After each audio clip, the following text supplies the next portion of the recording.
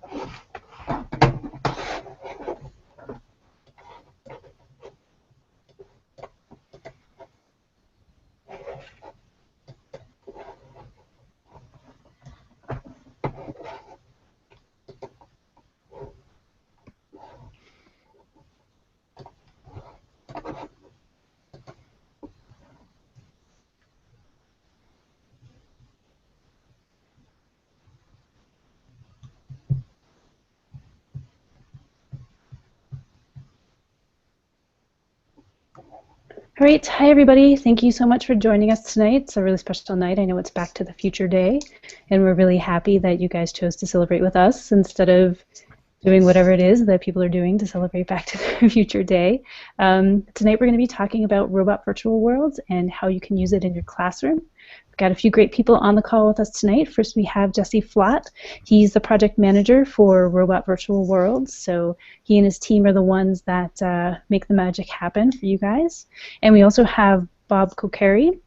Bob was a technology teacher for the Pittsburgh Public Schools for many, many years. He taught subjects like CAD and robotics and technical drawing. And he is now part of the RoboMatter family, and he works as a teacher trainer and a curriculum developer. My name is Leanne Baronet, and I help out with marketing for RoboMatter.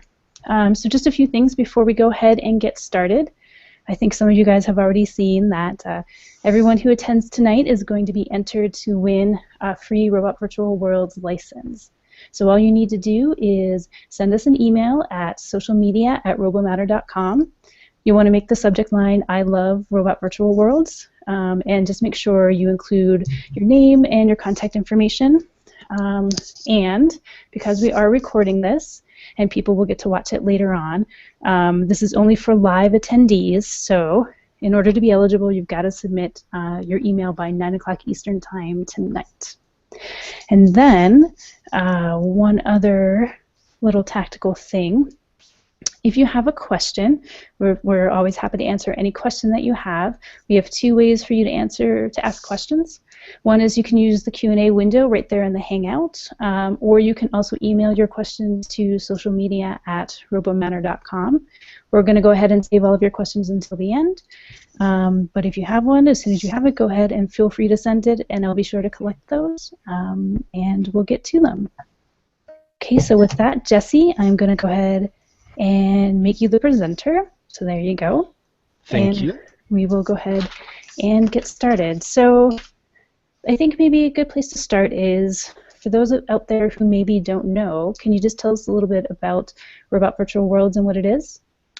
Absolutely. So I'm going to try to show my desktop here. And so Robot Virtual Worlds, let me bring this up. Robot Virtual Worlds is a simulation software that simulates the real-world VEX and Lego robots, and we also have fantasy robots. And what it does is it allows students to program those simulated robots using the same programming languages as the physical robots. So Robot C, NXTG, EV3G, and LabVIEW. And so not having a physical robot isn't a limitation. And then if I can do a really quick demo here, I'll show a Robot C program running a simulated VEX IQ robot. and I'll keep it nice and short. But here in the background, I have my robot C code, and in the foreground, I'm going to have my virtual robot run this code complete with motors and sensors. Does that all come through okay? Yeah, it looks great. Okay. Any other questions out there? Well, how can virtual worlds help me start a STEM robotics classroom? Oh, that's a great question. So robot virtual worlds can do a number of things for the STEM classroom. The first and most obvious one is probably that it can help lower your starting costs. And so we love robots. We love everything that you can teach with a robot, all of the engineering and the 21st century skills. But if one of your goals is to teach the programming, you can do so through the simulation at a much lower cost.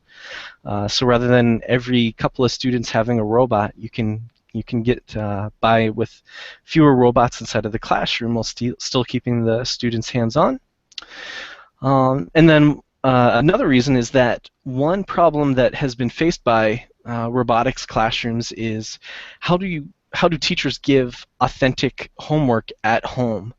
And with robot virtual worlds, as long as the students have computers at home, teachers can assign homework that's meaningful and is a continuation of what they're learning inside of the classroom. So Jesse, one thing that I've heard about robot virtual worlds is that you guys have done some research out there that has shown that it's actually maybe a little bit more efficient for teaching programming than using physical robots. Can you talk a little bit about that? Oh, that's a great question, and you heard right. And so the research was done by the Carnegie Mellon Robotics Academy and the Learning Research and Development Center at the University of Pittsburgh.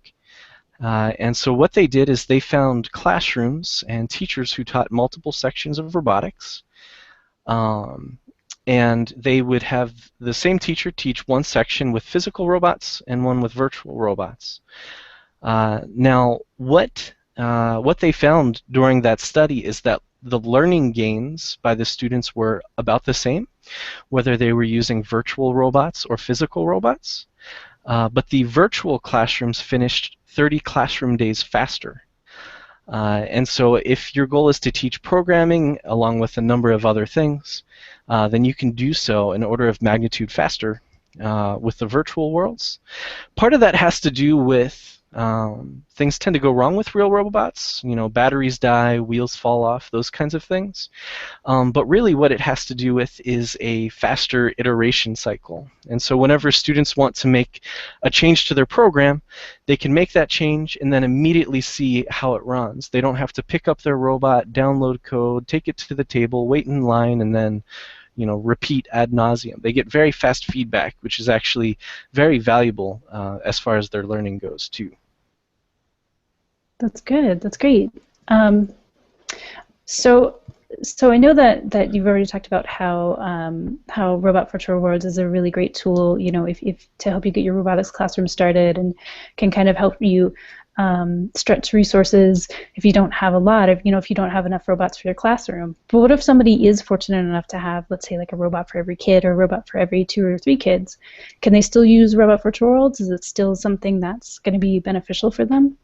That's a really good question.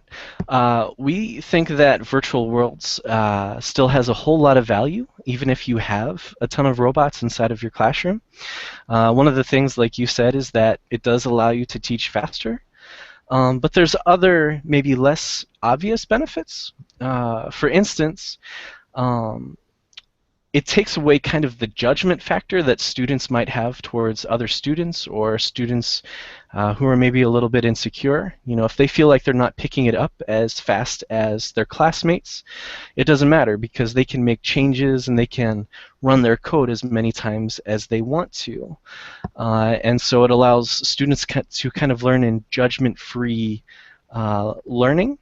And then the other thing is, as a teacher, if you're using robotics, it allows for something that's called authentic assessment. Basically, if you can program the robot to do the thing that I told you to do, then you understood the concepts. It was an authentic assessment. The downside is that you have to basically be looking over the student's shoulder as the robots are running to see if the students are authentically learning. With the robot virtual worlds, and let me bring this back up, we will present you with a large number of different programming challenges. And inside of many of them, we award what's called a badge. And so as a teacher, you no longer have to be looking over the student's shoulder. You can just check to see what students have earned what badges and be able to get feedback in a much more convenient manner. Jesse, you talked about the students learning programming. Is there anything else that robot virtual worlds would be helpful for? Well, that's another really good question. Let me open up one of these tables here. And so one of the things that we think the virtual worlds are really good at helping to teach is proportional mathematics. And so if you look at my screen here, you see the robot on a table. But if you want the robot to do any kind of path planning or do any number of movements, short of the students, picking up a ruler and trying to put it on a screen, how are they math-based with their solutions? And so what we allow, using something called the measurement toolkit, is for the students to place waypoints inside of the world. And so they can get the key distances and angles, and then we also give them the specifications for the robot so that they can do some path planning that is math-based. And then this really reinforces proportional math.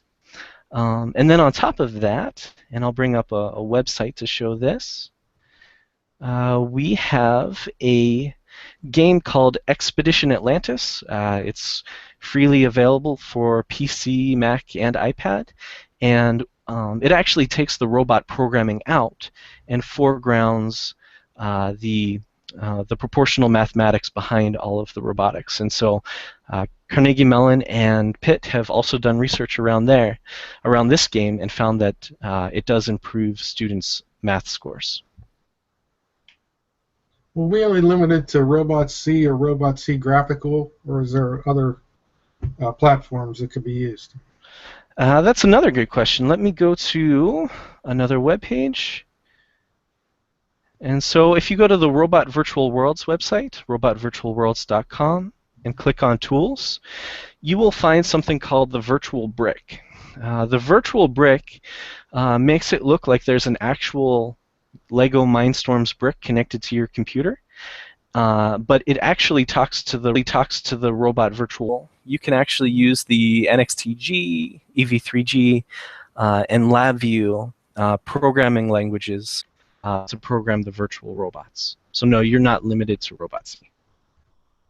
Great.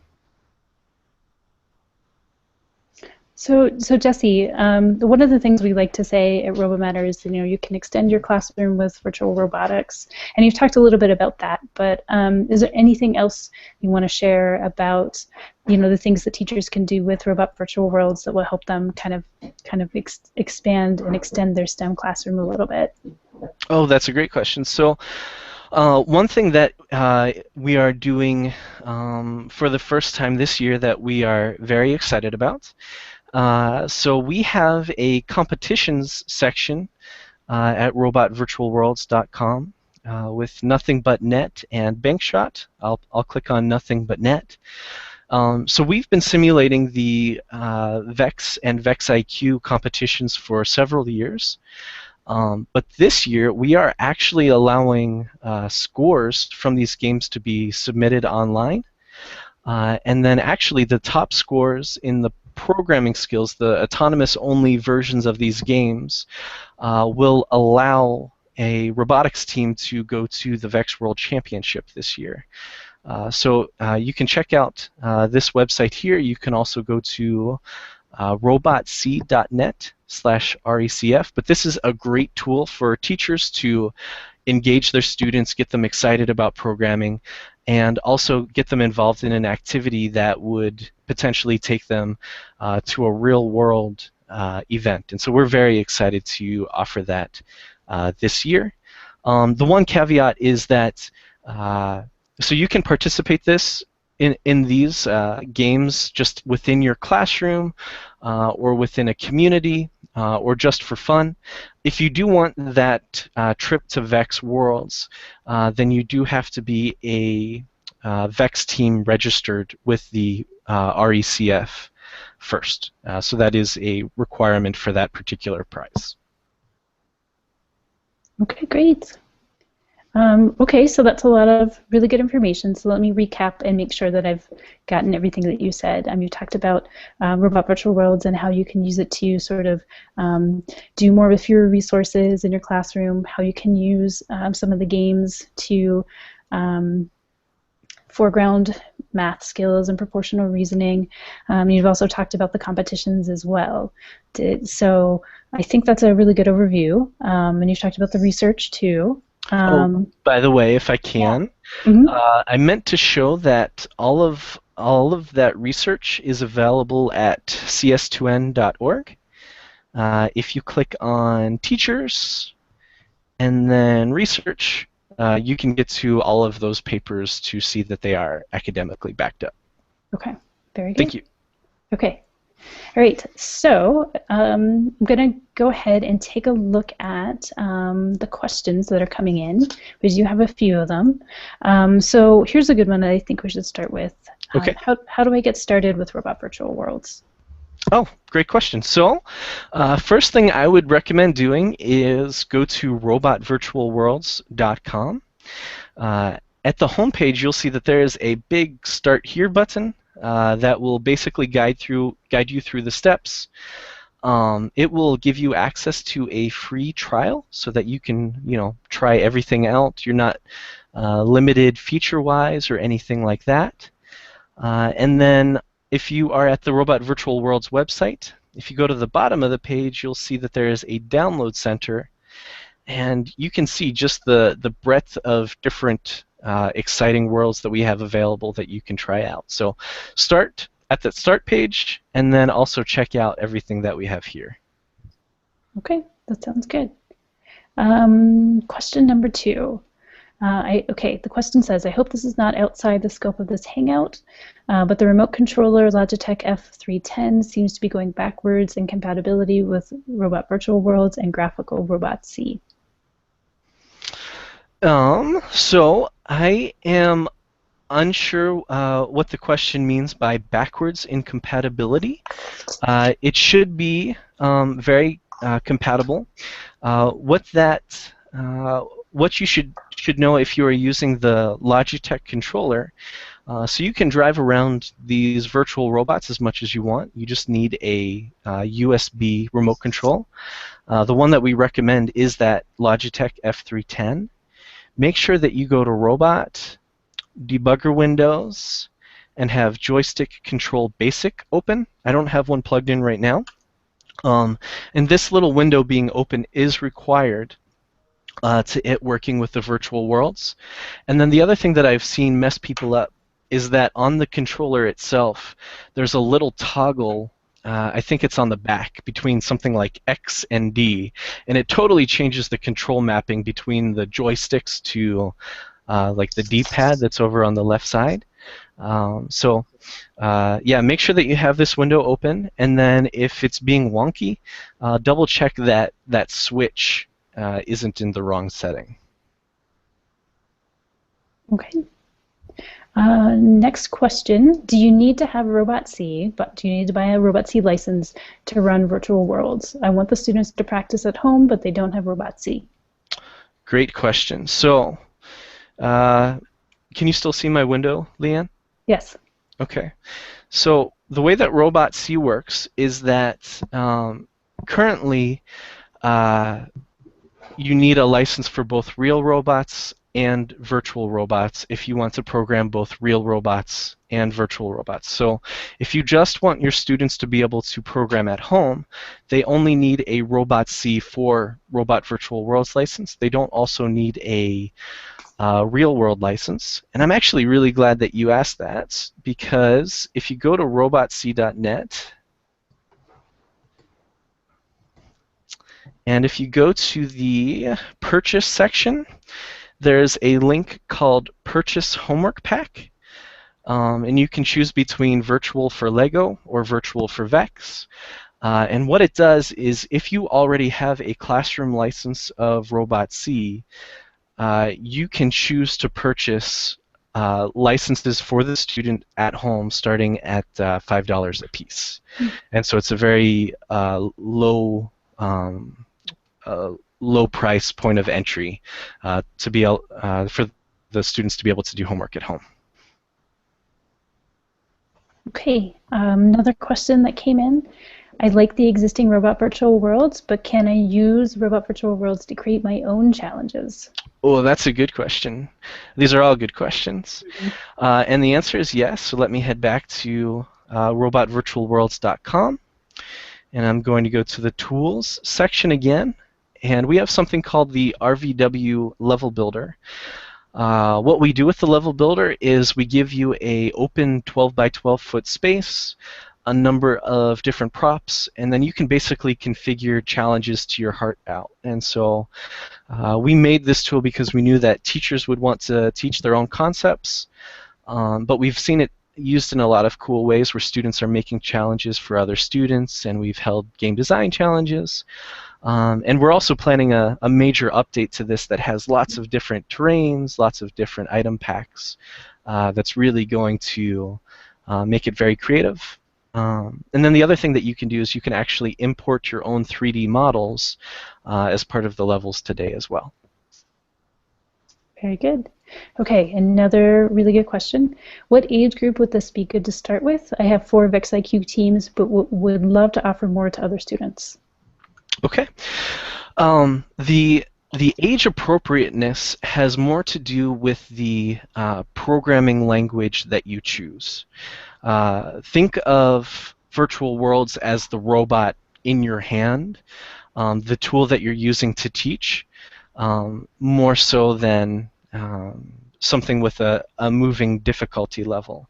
And so virtual worlds lets you choose to use the Lego languages, Robot C graphical, and Robot C text.